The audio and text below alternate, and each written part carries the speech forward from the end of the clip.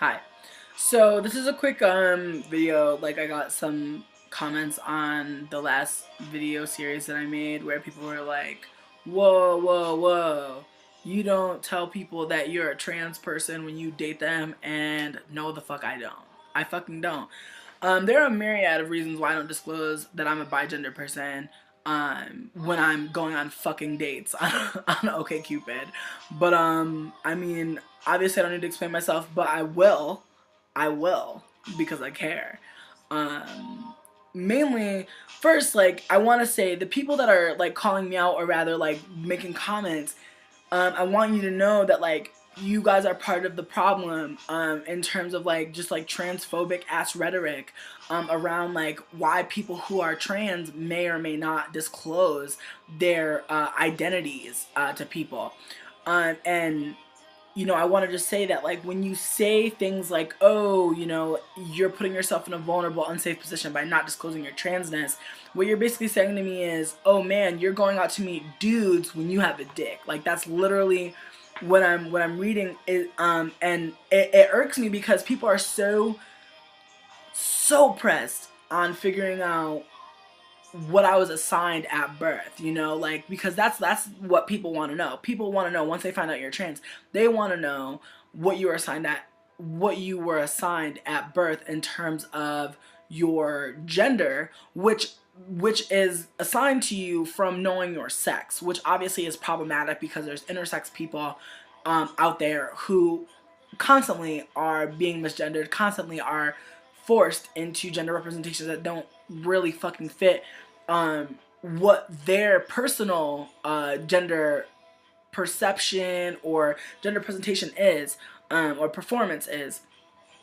While obviously it's not important for me to disclose the genitalia that I have, I will say that I was assigned female at birth. Basically meaning that when they looked between my legs, they decided that I was a female-bodied person. Um, Obviously, being a bigender person, as I've said in other videos, it's very strange for me sometimes trying to seek community because a lot of trans folks, they are, and this is not all, but they're more concerned with passing um in terms of their transition, and that this is just like the people that I've been around. It's very rare that I've been around like genderqueer folks who were also bigender, or who were just like in flux and just like presenting on the kaleidoscope of gender. And because of that, it's really hard for me to like really like articulate myself well, because I haven't had a lot of like experience talking about my transness openly. But I try to when I can. um but because it is so normalized that, like, I exist as a cis, seemingly cis person, um like, because I present myself as a cis high femme woman, like, predominantly, um most of the time, predominantly, like, that's my gender presentation. However, that is not always true in terms of, like, how it is that I am feeling, how it is that, like, my gender is like relating to my present self. And I feel like a lot of that has to do with, like, being a poor person, like being poor. Growing up, I wasn't able to experiment at all with like being a high femme person. So, like, part of my excitement with makeup, my want to have makeup, to employ the use of it, or to buy hair, or to look a certain way, comes from the fact that, like, in my girlhood, I was extremely uncaring of participating in beauty culture as a whole.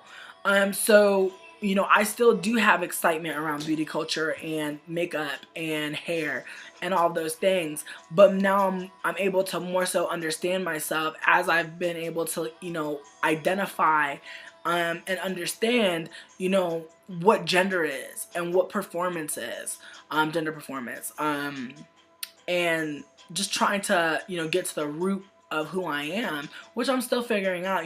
I'm 24 years old, and I've been just, I've been on so many journeys of self, like, to where, I'm able to recognize that there are times where I don't think I knew who I was at all, and I feel like a crumb closer, which is like a big deal to me. But getting back on track, me being able to use my cis privilege, me being able to use the privilege of appearing as the gender and sex that I was assigned to at birth. Like, the performance of being cis, of being a woman, so says society, like that is a whole thing. And I find myself a lot of times on dating sites wanting to create two profiles.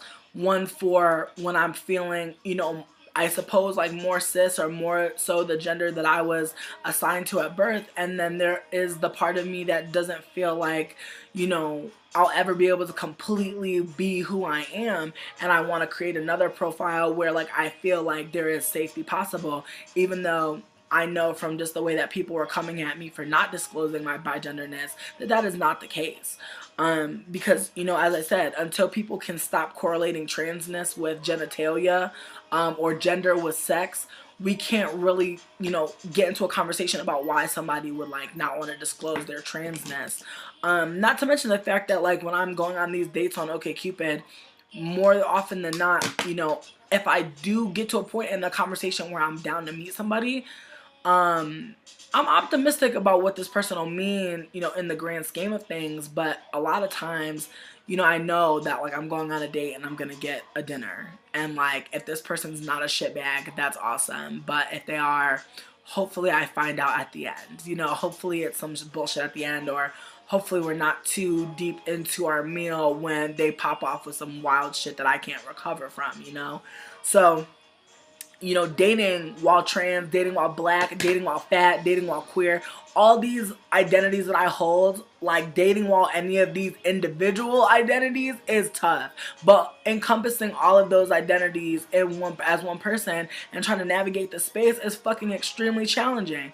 So, so if I'm gonna leave off something, I'm gonna leave off my transness, which is not readily, or rather, which is invisibilized due to the fact that I've employed my cis privilege, and not even just cis privilege, the fact that like I'm able to opt into like using makeup to enhance my look, and thus, enacting, my privilege, my beauty privilege, all of that shit is a complex set of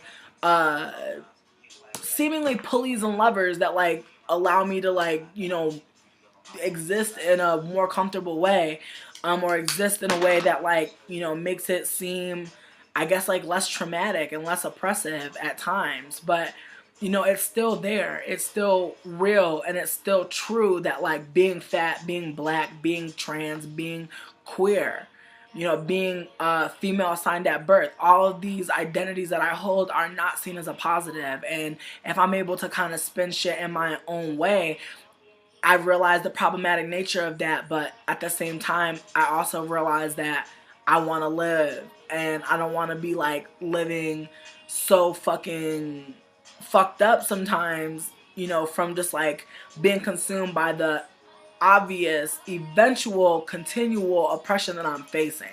And I'm not saying I'm doing that through dating and like not disclosing my transness. I'm just saying that not disclosing my transness is one way that I'm able to navigate seemingly safer.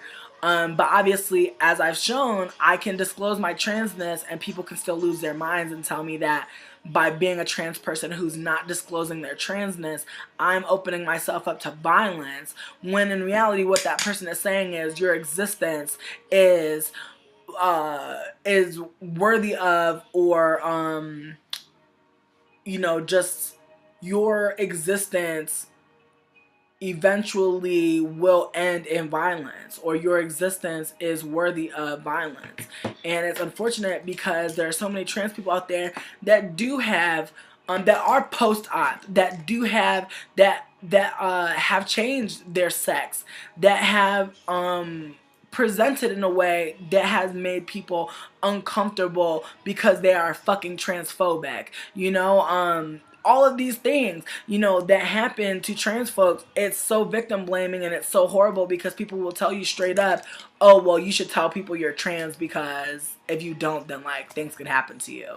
As if that is not scary as fuck to say, or rather to hear, that someone's basically telling me my existence means that my existence begets violence. And I feel like that only makes living more political. So I feel like in ways, me not disclosing my transness is in ways like depoliticizing. That's not the word. Depoliticizing. It's depoliticizing a part of myself that is politicized. That is like, there are politics of being trans. Like there are oppressive ass systems against me, that in ways I'm able to dodge because I'm, you know, cis presenting.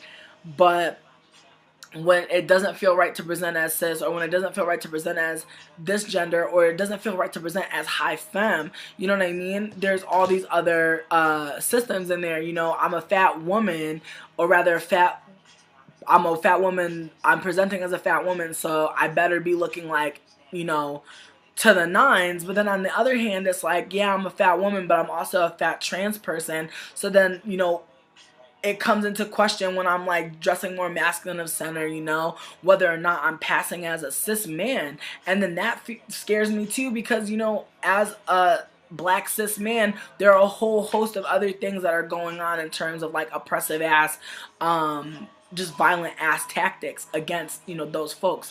So there's a lot going on with my identities. So for someone to say, well, why don't you just disclose this? It's not as easy as disclosing it, because obviously it's a whole conversation. Obviously it's a part of me that like I'm still figuring out, and it's also a part of me that obviously, you know, as some people have said, it warrants violence. So there's reasons why people don't disclose certain things about themselves. There's reasons for invisibility of identities from time to time, and safety is a big one. So I will have more videos posted, but I just want to pop this out there. Peace, y'all. Like, you guys are part of the problem in terms of like just like transphobic ass rhetoric around like why people who are trans may or may not disclose their identities to people. And you know, I want to just say that like when you say things like, oh, you know, you're putting yourself in a vulnerable, unsafe position by not. Hi. So this is a quick video. Like, I got some comments on the last video series that I made where people were like, whoa, whoa, whoa, you don't tell people that you're a trans person when you date them. And no, the fuck I don't. I fucking don't. There are a myriad of reasons why I don't disclosing your transness.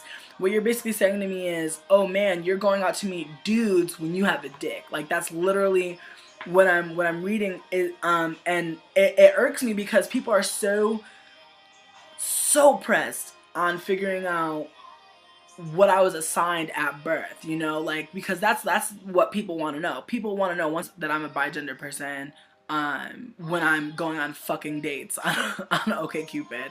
But I mean, obviously I don't need to explain myself, but I will because I care. Mainly, first, like, I want to say the people that are like calling me out, or rather like making comments, I want you to know that if they find out you're trans, they want to know what you were assigned